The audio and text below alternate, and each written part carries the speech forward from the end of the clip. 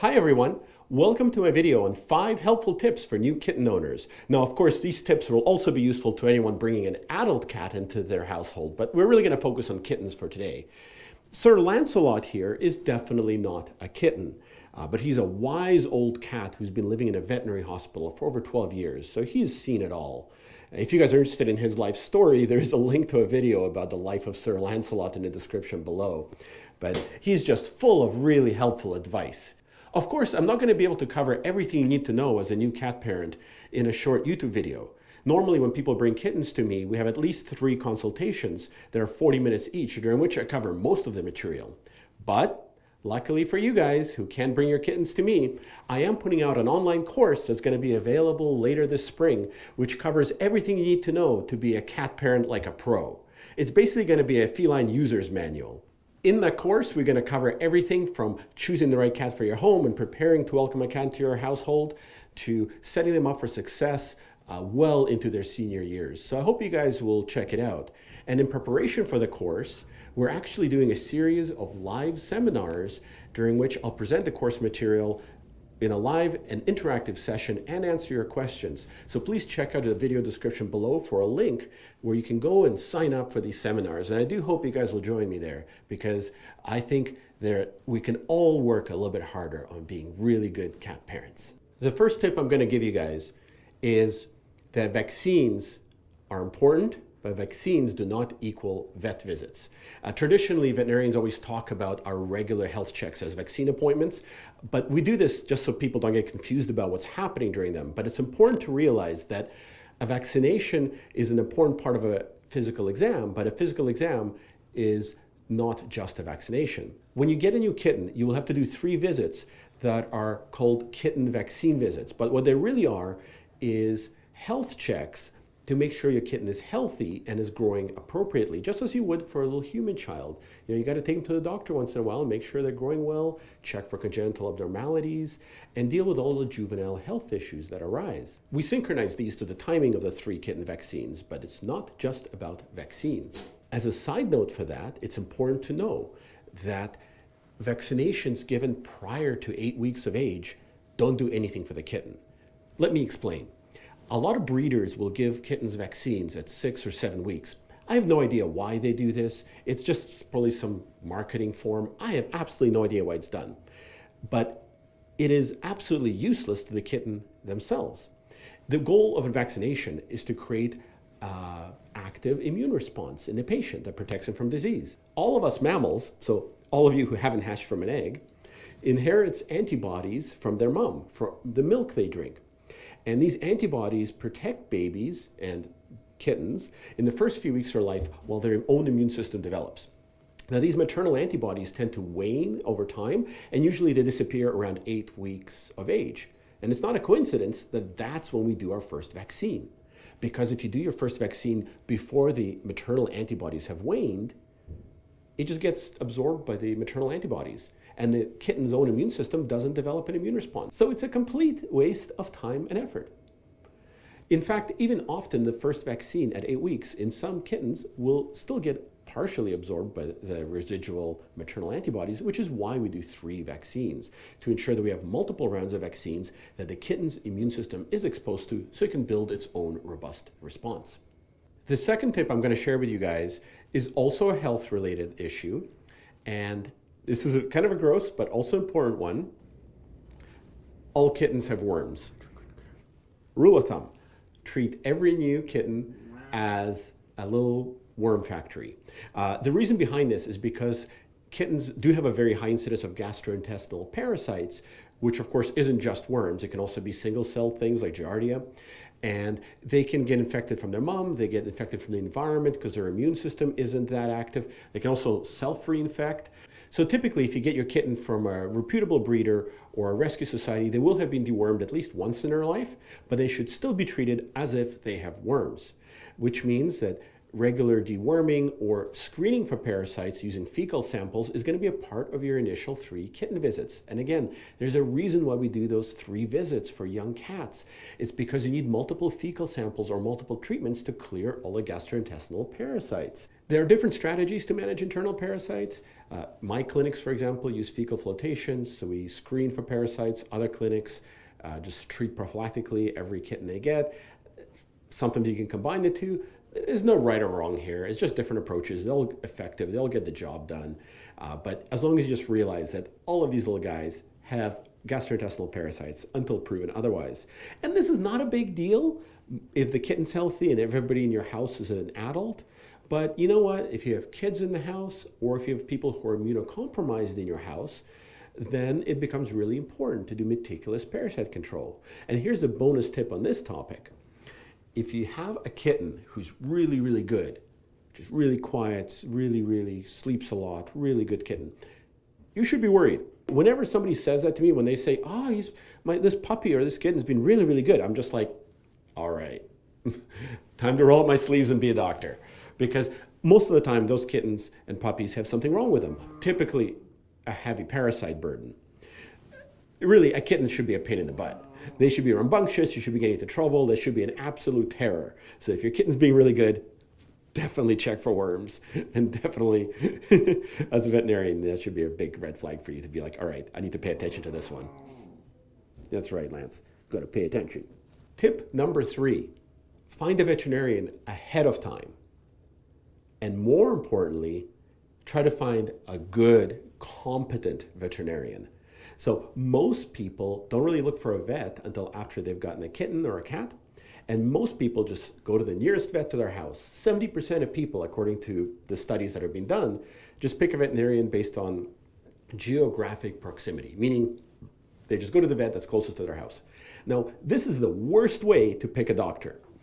Something that you have to realize, and this is like a deep, dark secret of our profession, is that there's a massive variability in the skill sets and the knowledge base of veterinarians. Unlike other professions, we are far less standardized and far less regulated.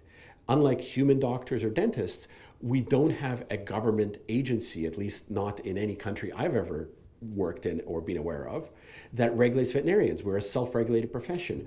And we do have a really complicated, difficult job to do. Not every veterinarian is going to be equally capable in doing it.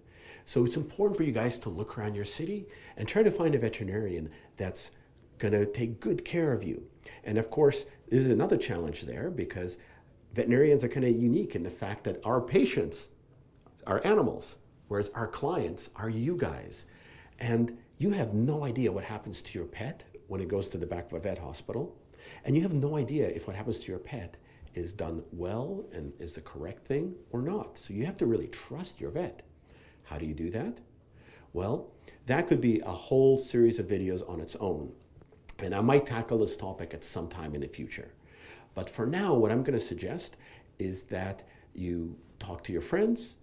Don't listen to online reviews. Online reviews are universally useless for finding professionals. And that's also a really good video topic.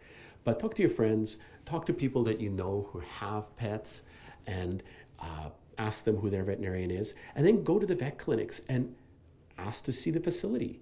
Ask to go in the back. Ask if you can have a tour of the clinic. Most vet clinics will let you do that. If they don't, they might not be the right vet for you. You can ask to meet with the clinic owner, or if it's a corporate-owned practice, with the medical director. Have a quick chat with them because the owner or the medical director really sets the whole tone for the practice. A good doctor in a bad practice will not perform very well, and at the same time, even a mediocre doctor in a well-structured practice with a healthy practice culture will still do a good job or a better job than they would in another facility.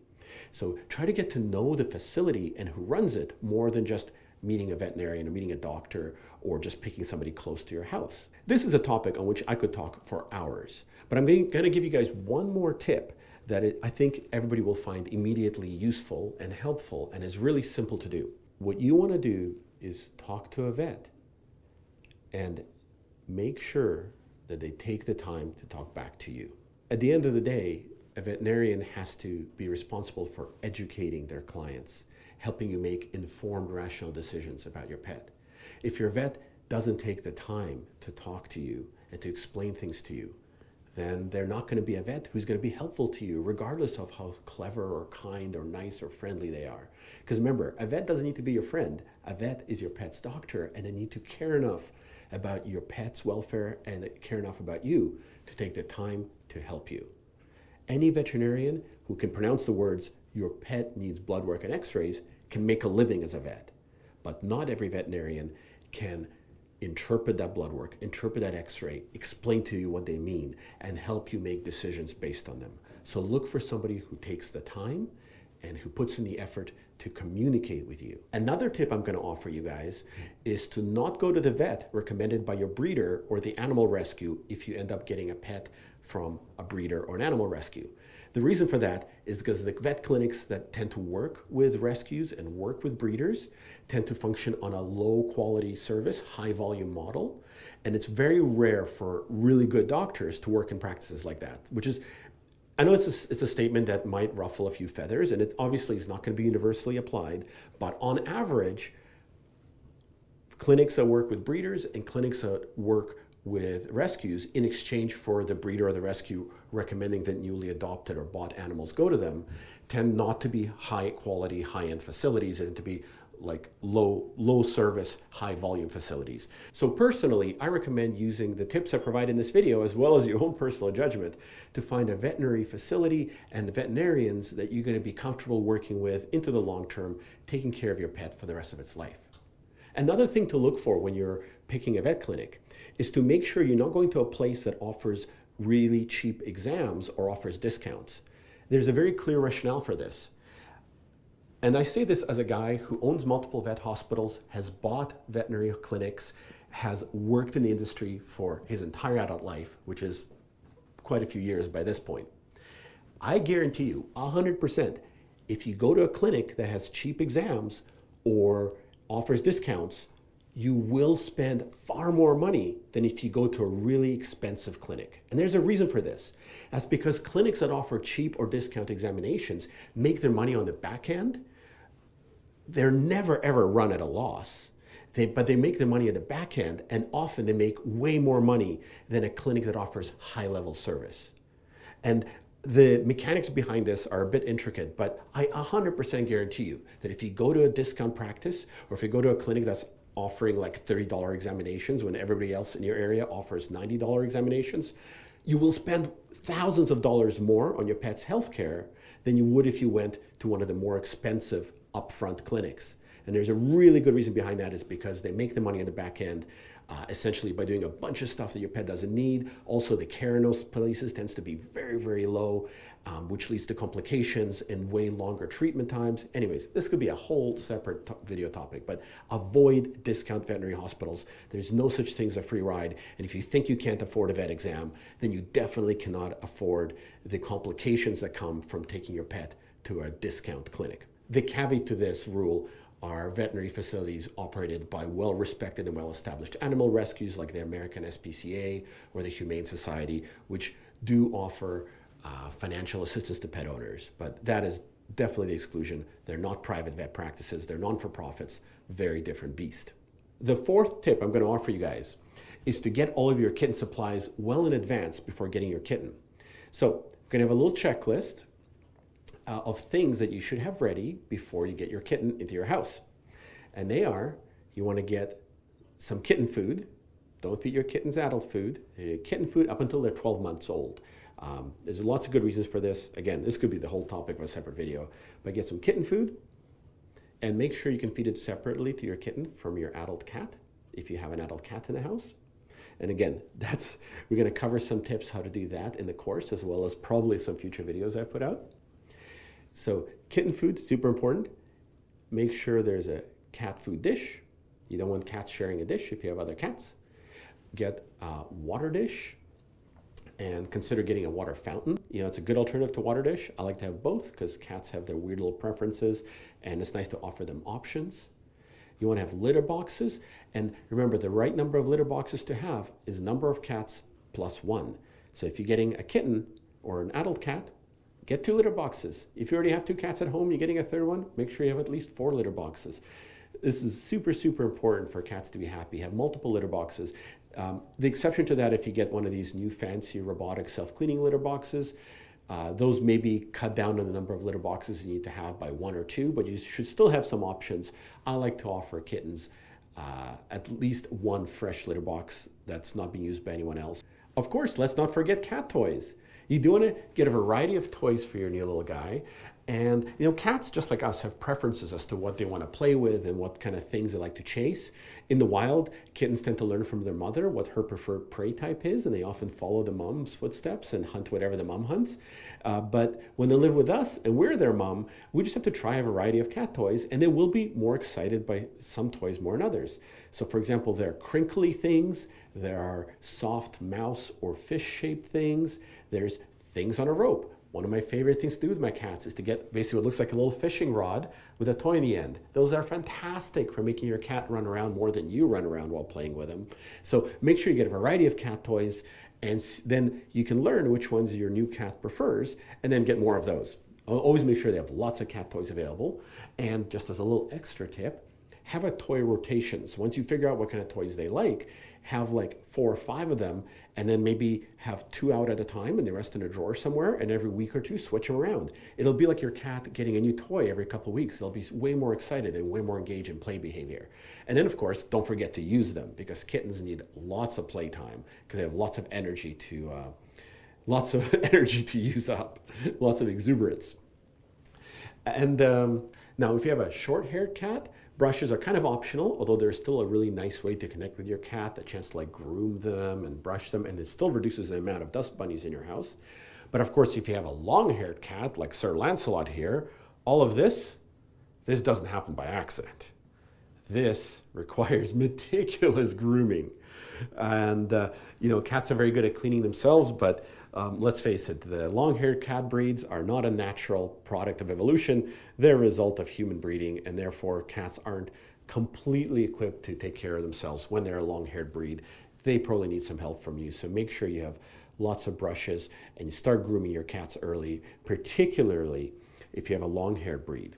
And I'm actually going to give you guys a little bonus tip, but you have to watch the end of the video for that. That has to do with grooming. Of course, this is just the bare minimum of cat supplies. There's lots of cool cat toys and cat enrichment tools out there that you can get. Certainly your cat should have a viewing perch, so you want to have a cat tree, someplace they can get up to high on and sit on that's just for them. You can get cat beds. You can get all sorts of mechanical toys. You can get puzzle feeders. There's so much stuff you can get for your cat. And remember, the goal of all of this, the food dish, the litter box, the toys, those are just the basics. What we're really trying to do is provide our cats with an interesting world to live in and lots of cat-friendly things to interact with. And more importantly, cat-friendly things we want them to interact with that aren't our things. So by providing them with all of this environmental enrichment, you also reduce the chances that the kitten's gonna, claw at your couch or destroy your shoes or do other what we call aberrant behaviors, but are really just normal cat behaviors expressed in a way that we find unpalatable. And I just want to do a special mention for puzzle feeders. If you're feeding your cat dry food, look into getting a puzzle feeder. Again, this could be a whole topic on its own, but they're a really great way to both make your cat's life more interesting and to prevent obesity, and they also look kind of cool. So yeah, this is just a quick survey video, but Google puzzle feeders, you'll thank me. The 5th and final tip for today's video is decide ahead of time if you want an indoor cat or an outdoor cat. It's a very important lifestyle decision, and there's really no right or wrong to it. There can be arguments both for and against having an indoor cat versus an outdoor cat. Again, this is quite an elaborate and in-depth discussion that I hope to have with you guys someday, probably in another video. But whatever decision you make it early and try to implement the lifestyle that you want for your cat right from the get-go. For an outdoor cat, this means waiting until all the vaccines are done. So you want your 3 rounds of vaccines, 16 weeks of age minimum, and until they've been desexed, because you don't want an unneutered, unspayed cat going out there and creating more unwanted kittens. Do not let an undesexed animal outside ever. But once that's been done, if it's done at an appropriate age, they're 3, 4, 5 months old, somewhere around there. Do not wait till 6 months. Again, I'm going to cover this more in my course and probably a series of YouTube videos, but the whole 6 months to spay and neuter, terrible idea, not based on any scientific evidence. I know a lot of people still do it that way, but it's really silly. Anyways, assuming you got a really good veterinary support and you got your cat desexed before they're like 4 or 5 months old, they're ready to go outside, and you can do so with incremental steps, sort of letting them out for short periods of time. try to train them to come back. You can look at my video on good cat names. I'll throw a link in the description below on cat names that get your cat's attention, and that will help you get your cat back indoors if you need them to.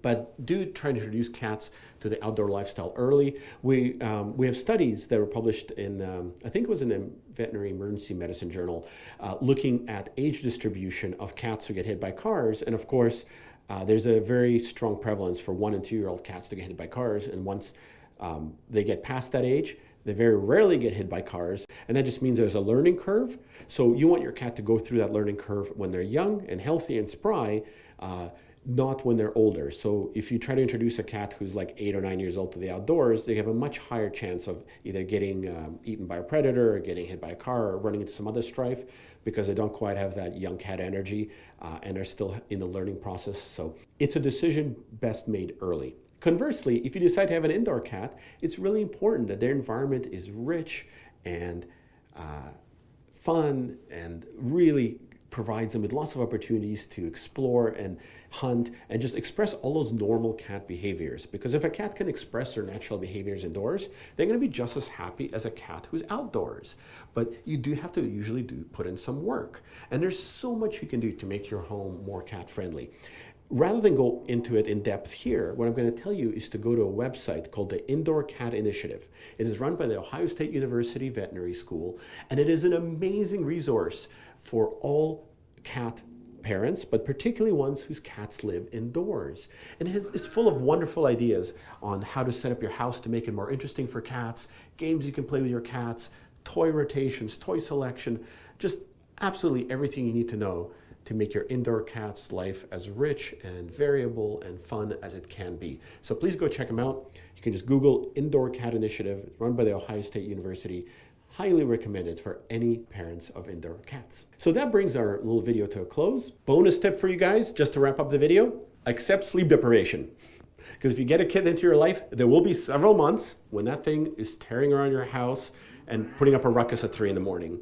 Just learn to deal with it. It's not a behavioral problem. It is not anything you can avoid, but it is something that will pass with time or at least settle down. A very good actor friend of mine got a young cat once and phoned me in absolute desperation when the poor thing was like 3 or 4 months old, saying that she couldn't sleep and she was exhausted and couldn't show up on set, sleep deprived because of this bloody kitten. And I had no good advice to give her. Just realize that when you get a kitten, there's going to be a period of time when that kitten is an absolute jerk in the middle of the night, and just got to learn to deal with it. So I hope you found the video helpful. Thank you very much for watching, and please check out the link below for the course. I really hope you will be able to join us for the live seminars, and for those of you that can't make it, there will be a link in the description below for the final course. This is for somebody who really wants to be a pro cat parent, which I know it's all of you guys, so please check it out and take really good care of your cats. I'll see you next time.